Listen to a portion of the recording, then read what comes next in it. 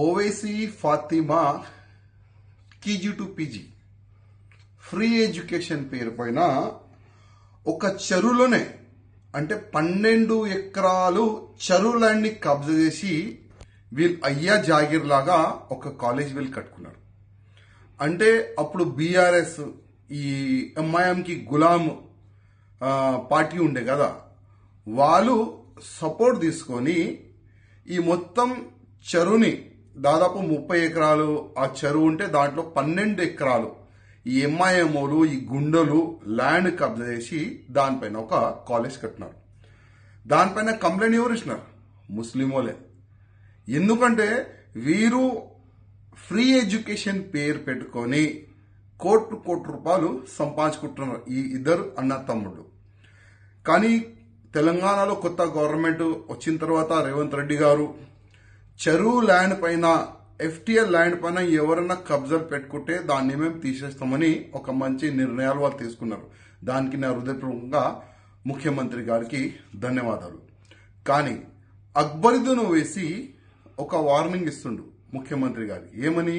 ఒకవేళ ఆ కాలేజ్ ని డిమాలిజ్ చేస్తే 40,000 మంది మా దగ్గర యువకులు ఉన్నారు అని ఒక వార్నింగ్ ఇస్తున్నారు. ముఖ్యమంత్రి గారు భయపడకండి. కిరణ్ కుమార్ రెడ్డి గారు కూడా ముఖ్యమంత్రి ఉండే ఆ సమయంలో కూడా ఈ కుక్కలు ఆ విధంగానే వార్నింగ్ ఇచ్చినారు. కానీ కిరణ్ కుమార్ రెడ్డి గారు అప్పుడు ఆగలే, ఇద్దరిని బొక్కల్లో వేసినారు. మంచి పని చేసినారు. ఇవాళ కిరణ్ కుమార్ రెడ్డి గారిది మంచి పేరుంది ఇవాళ. అదేవిధంగా మీరు కూడా ఒక సంకల్పం తీసుకున్నారు, ఎట్టి పరిస్థితుల్లో చెరువుకి కబ్జా చేసిన వాడికి నేను ఇవ్వను. ఇట్లాంటి చిన్నోళ్ళు వార్నింగ్ ఇస్తూనే ఉంటారు, దానికి మీరు పక్క పెట్టండి. మీరు తీసుకున్న సంకల్పం పూర్తి చేయాలి. ఎంఐఎంఓలు చెరువు లైన్ కబ్జా చేసుకున్నారు, ఎట్టి పరిస్థితుల్లో దానికి డిమాలిష్ చేయాలని భారతీయ జనతా పార్టీ తరఫు నుంచి మేము కోరుతున్నాము. అదేవిధంగా ఈ చెరువు కాకుండా గవర్నమెంట్ ల్యాండ్ కూడా చాలా వరకు కబ్జాలైనాయి. నా నియోజకవర్గంలో కూడా చాలా వరకు పెద్ద పెద్ద గవర్నమెంట్ ల్యాండ్ కబ్జాలైనాయి. కానీ దురదృష్టం దానికి కలెక్టర్ కూడా సపోర్ట్ గా మాకు కనబడుతున్నాడు. హైదరాబాద్ కలెక్టర్ దానికి సపోర్ట్ గా కనబడుతుండు.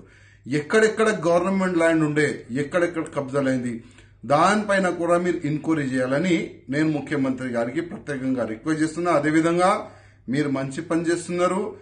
ఎవరెవరు చెరువుల పైన కబ్జా చేస్తున్నారు వాళ్ళకి మొత్తం మీరు డిమాలిష్ చేస్తున్నారు, ఆ చెరువుని మొత్తం క్లీన్ చేస్తున్నారు. దానికి మా హృదయపూర్వక ధన్యవాదం. మీరు ఈ విధంగానే చేయాలి.